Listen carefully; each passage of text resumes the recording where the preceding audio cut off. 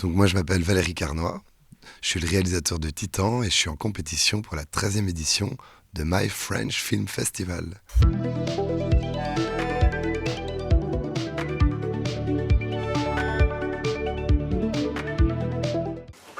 Ok, chargé.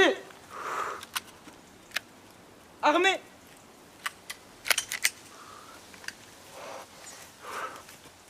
Protège ta bouche.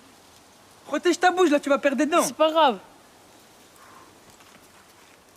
3, 2, 1.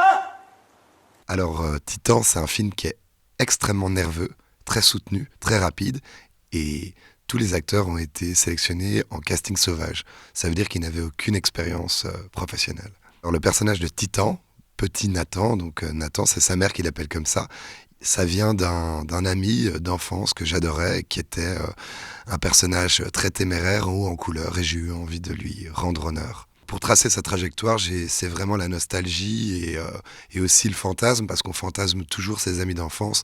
Il faut aussi dire que c'est la première personne qui m'a vraiment marqué dans ma vie, donc il y avait une envie de lui rendre honneur, et il m'inspirait énormément. Et j'avais envie de parler de masculinité, et je savais que c'était quelqu'un pour qui c'était très très important à l'époque.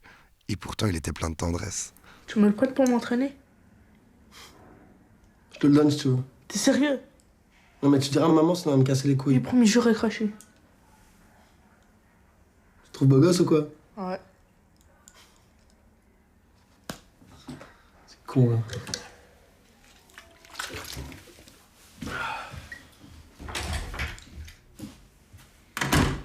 Alors le casting, il s'est fait... donc j'ai travaillé avec Thomas Xignes, qui est un jeune réalisateur belge avec qui je m'entends super bien, en qui j'ai confiance. Et on a d'abord trouvé, via une amie à lui, le petit Matteo Cabatti, dans un centre d'aide à la jeunesse. Et en fonction de Matteo, comme on voulait vraiment créer un groupe qui était harmonisé en fonction de lui, ben on a commencé à faire des castings. On a répété cette scène du toit, qui est la scène centrale du film. Et on a vraiment fait passer des acteurs et des acteurs. Et on a vu aussi les sensations que Matteo avait. Et on a essayé de créer une homéostasie, un groupe autour de lui, un groupe de confiance et surtout pour voir où étaient les agonistes et les antagonistes et voir comment tout cela fonctionnait. Alors évidemment, j'ai pas expliqué à Matteo que ça allait être un film sur la masculinité et les problématiques que ça peut engendrer.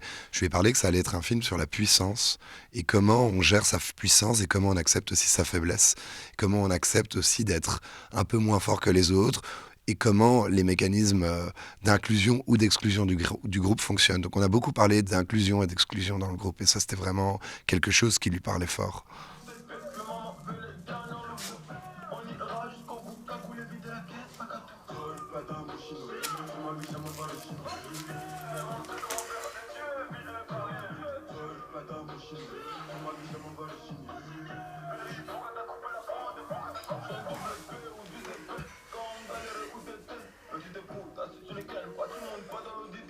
Pour moi, je voulais parler du corps, et pour parler du corps, il faut montrer les corps, il faut s'en approcher, ça c'est très important. Je savais d'enfance que quand on blessait nos corps, nous-mêmes, avec ces revolvers par exemple, c'est quelque chose que j'ai fait jeune, on avait une fascination de la blessure et de ce qu'elle allait engendrer. Donc je savais que cette fascination, elle allait marcher, elle allait fonctionner au cinéma. Donc, et c'est ce qui me permettait aussi d'aller montrer ces corps. Une autre chose par rapport à Matteo, qui a été très importante, c'est que Matteo, c'est déjà un petit garçon qui a un corps abîmé, parce qu'il a eu des brûlures quand il était jeune. Et donc je savais que pour le spectateur, ça allait mieux fonctionner. Car étant donné que son corps était déjà abîmé, c'était plus facile pour le spectateur de comprendre, même si je spoil un peu le film, qu'il peut se scarifier, qui peut se créer cette cible. Et donc je savais je pensais en tout cas qu'il allait avoir quelque chose qui pourrait fonctionner autour du sujet du corps. La première fois que j'ai rencontré Matteo, la première chose qu'il m'a fait et qu'il m'a dit, c'est « Tu dois savoir, en me montrant ses bras, que je suis un enfant qui a été un peu brûlé. » Donc il connaissait, il savait exactement ce qui lui était arrivé, c'était vraiment important pour lui. Et donc ça a été très très très facile pour nous, au final, de faire en sorte qu'il se déshabille sur ce balcon. Il se déshabille pas totalement évidemment, mais qu'il se mette torse nu. Puis il y avait toutes ces fausses cicatrices qu'on avait créées sur lui, qui lui plaisaient d'une certaine manière. Tout ce qui est assez fixe et tout, ça plaît toujours à un enfant. Mais non, ça n'a pas été très, très, très difficile pour lui. Il nous a même dit, pour l'anecdote, quand on lui a dit qu'il allait faire froid, parce qu'on était début octobre, qu'il avait l'habitude d'aller dans des piscines pendant l'hiver. Donc il avait un rapport à son corps et à la puissance qui était assez important. Donc c'était vraiment amusant de parler avec lui de puissance, faiblesse, exclusion, inclusion. C'est bon, là, j'en ai mis assez. Mets-toi sur le côté pour que ça brille plus. Voilà, comme ça, mon gars. Vas-y, mais encore un peu. Tu filmes? Ouais, vas-y, je filme. Contracte. Contracte. Voilà, mon gars, contracte. Encore. Contracte. Vas-y, mais en plus. Et oui, Titan, le pornostar. Eh, mon gars, t'es tout rouge, on dirait une Vas-y, tomate. tape dedans, je te tape. Vas-y, je vais te la mettre. T'es prêt? Ouais. 1, 2, 3. Encore plus fort. Alors, pourquoi on ouvre le film sur un téléphone? C'est très très simple. L'idée, c'est d'être tout de suite extrêmement proche de Matteo. Et pour être extrêmement proche de Matteo, il fallait être dans le regard de son ami. Son ami qui l'accompagne et qui l'amène au rite initiatique. Le téléphone, c'est une manière, c'est un angle très large, ça nous permet vraiment de nous approcher même à 20-30 cm en étant toujours net.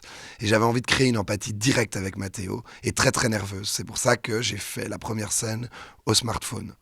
Par rapport au rythme et à la nervosité, il fallait que le film soit très nerveux comme ces garçons.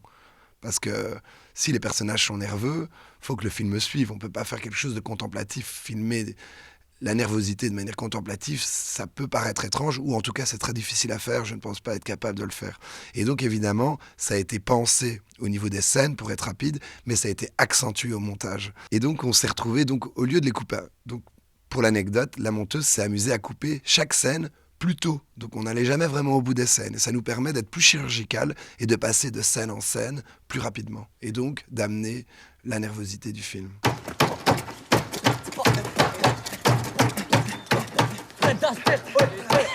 Encore, vas-y, Non. Allez, Trop chiant. tous les filles Il qui n'y viennent. a pas de filles dans ce business, gros.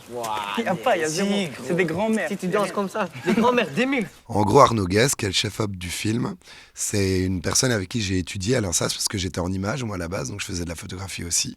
Bon, j'étais pas aussi doué que lui. C'est un chef-op qui a un sens de la narration et de l'histoire. Il pourrait d'ailleurs être réalisateur. Et donc, on va toujours parler principalement, nous, en position narrative. Ça veut dire qu'on ne se pose pas trop les questions d'esthétique. Les questions d'esthétique, j'essaye de les amener par les éléments de direction artistique, comme le lieu, le visage des acteurs, quand c'est des acteurs qu'on ne connaît pas, ou encore des dialogues et des costumes.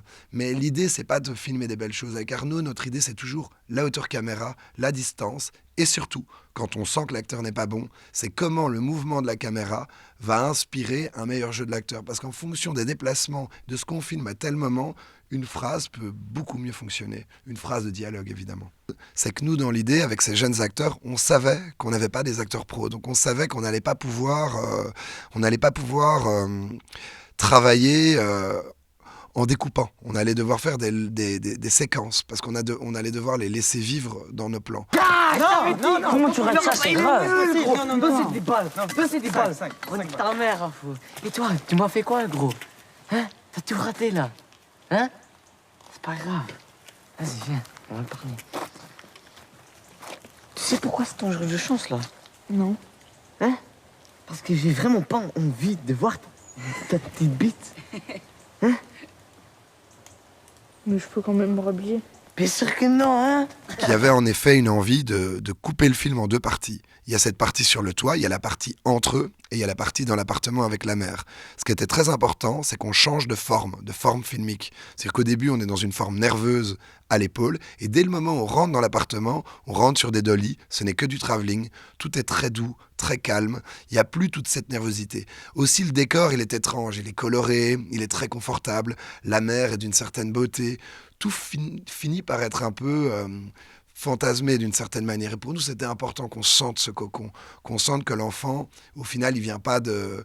Même si c'est un logement social qu'on a pris, un vrai logement social, il vient pas d'un monde qui est en ruine, que son équilibre familial n'est pas si mauvais, et que la violence qu'il est allé chercher avec ses adolescents n'est pas spécialement la violence que sa mère et son frère lui apportent. Donc pour nous, c'était important de casser tous les codes à ce niveau-là, pour la fin en tout cas, et recréer la tendresse après la violence et la nervosité.